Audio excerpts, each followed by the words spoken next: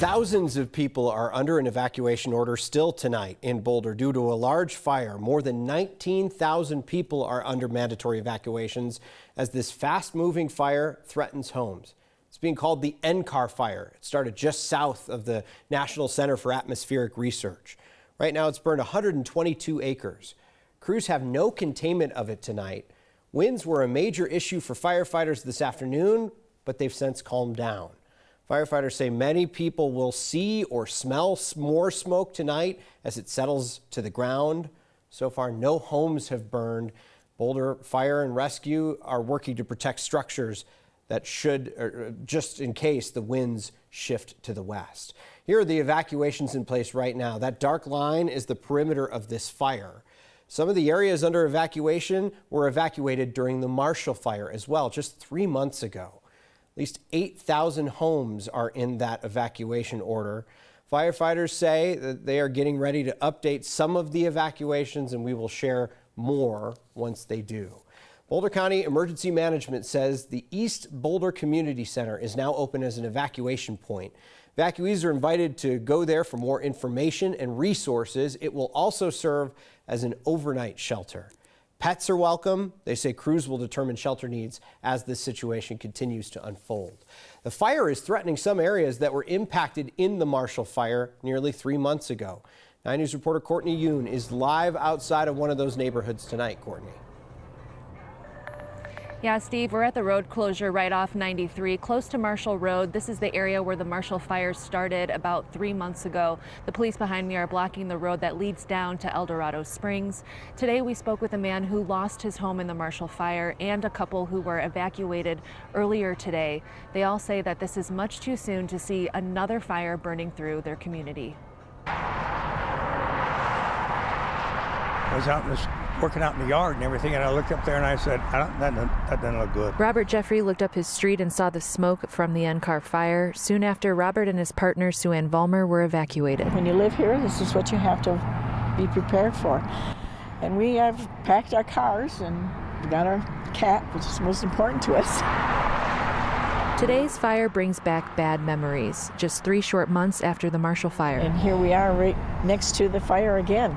But a lot of our friends are all evacuated, and most important is that we are out of there and we're safe. So it's been nonstop. When is it going to stop? Reed Nelson lost his home in the Marshall Fire. Unbelievable to have to go through this all over again. Still dealing with the pain of that disaster, he's now forced to look at another. In a nervous way, it sucks the energy right out of you. It's hard to describe. But it's not comfortable, that's for sure. It makes him worry about the summer months and if there will be more fires to come. I really like my neighbors. There's so much to love about Colorado. It's a beautiful, beautiful place to live. But how much more of this can we take? Thankfully, Sue Ann and Robert both have someplace to stay tonight. They're just hoping that their home and their neighborhood stay safe tonight. Steve, back to you. It's so hard to hear people say something like that. Like, I love this community so much, but when this keeps happening, I don't know how much longer I can be here. All right, Courtney Yoon. Yeah, reporting. Steve, it's really hard. Yeah, absolutely. Courtney Yoon reporting. Appreciate it.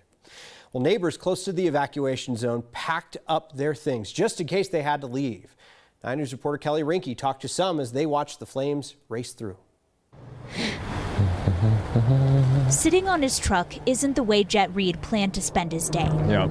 Looking to see if he needed to move his mom's stuff away from the fire in Boulder. Came down here and just wanted to make sure that it wasn't too close. No, but at least hopefully some of the snow up there kept some of the ground wet and, helped us out. Smoke moved in the right direction. Just waiting to see that we don't have any more big plumes coming up. Clothing and some sleeping stuff. Fritz Strasberg lives down the street with his daughter. We heard a ranger vehicle and you got all scared. We saw the smoke coming up out of the hill as I started to have lunch, kind of walked outside and was like, wow, there's a big fire starting to happen. These neighbors live less than a mile from where 10 people were shot and killed at their grocery store. It's horrible. I personally don't want to go to the King Soopers. Anticipating for something bad to happen isn't what Boulder needed this year. I'm kind of tired of the whole situation when I start getting calls and it's from like buddies' parents and they're saying, okay, where are you and where do we need to get to? I mean, it's exhausting. Preparing for the worst is something they're used to. Thankfully, on Saturday, the worst never came to their neighborhood. Looks like we're much better off now. Boulder has been through so much lately. The Marshall Fire last December, and then the shooting at the King Soopers here in the city just last year. Steve, today neighbors were telling us that they're really not surprised anymore to prepare for disaster. Which is just a heartbreaking thing to think about. Like, they're so used to bad things happen. The scope of the last 2 years have been too much. Yeah, your heart really goes out to these neighbors. Even today, I was seeing Boulder County officials telling people, you know, if you are experiencing symptoms of post-traumatic stress disorder, make sure you're reaching out to the state's crisis line. These people have just gone through too much. All right, Kelly Rinke reporting in Boulder. Thank you. Now, we watched today as the fire got close to the Table Mesa neighborhood. Firefighters were ready to defend those homes using lessons from their training and from the Marshall Fire. 9 News reporter Luis De Leon has been talking to firefighters tonight at the staging area in the NCAR parking lot. Luis. Yeah, Steve, and it is from this vantage point where you can see some of the lights still on for those first responders in the neighborhood right behind us. Again, this is the Table Mesa neighborhood. We watched throughout this afternoon as part of that fire line drew closer and closer. Thankfully, no homes were damaged as of today or anything like that. We also got a clear vantage point of the quick work that firefighters were doing to prevent that from happening, to prevent the fire line from getting any closer. Firefighters say the fire burned fast, lots of trees were fuel, and grass was really dry. There were a couple other key factors, though, that went into defending these homes today. When the NCAR Fire immediately threatened the Table Mesa neighborhood, Wildland Division Chief Brian Oliver for Boulder Fire Rescue said recent training made the difference. We quite literally had a multi-company training in this neighborhood below us last spring. And so all those resources came in, knew exactly what they needed to do, pulled their hose lines, went into a structured defensive posture, and had everything lined out in moments.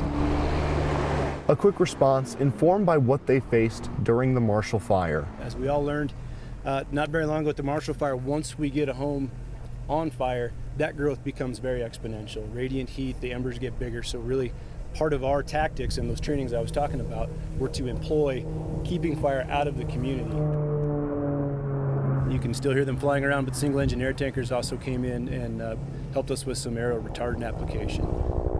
A firefight, he says, could continue for days. Going forward tonight is to complete those lines and try to get forward progress of the fire stopped is really what we're after for this evening. And then we'll get crews working on mopping up and securing things overnight while the humidity is up, and then organizing crews for tomorrow's response.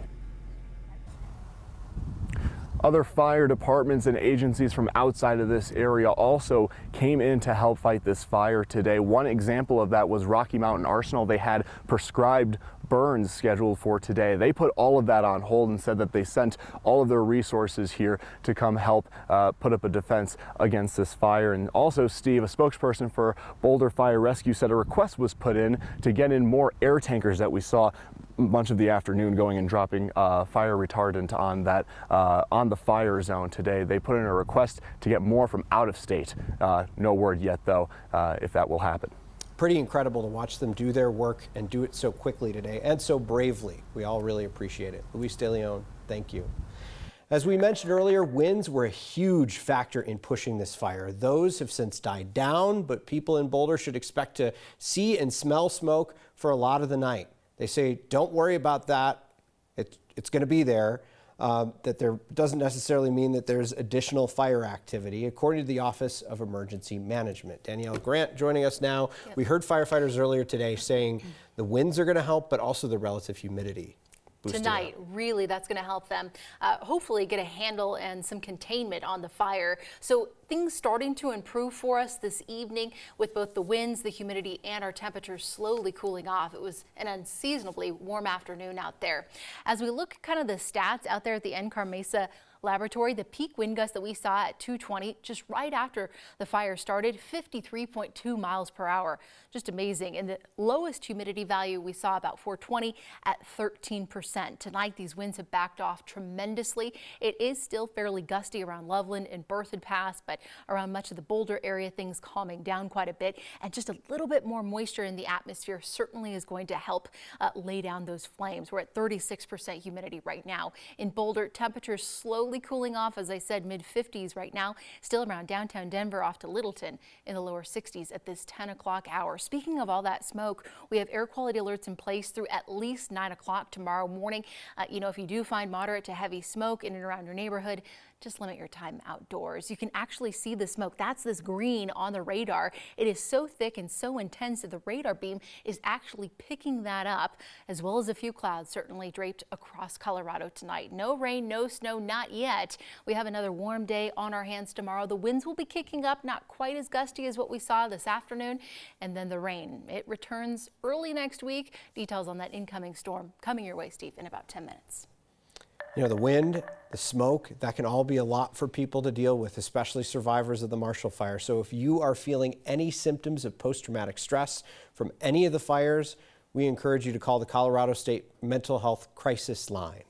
Their number is 844-493-8255. And again, if you're feeling any trauma watching these images, please call that number on your screen.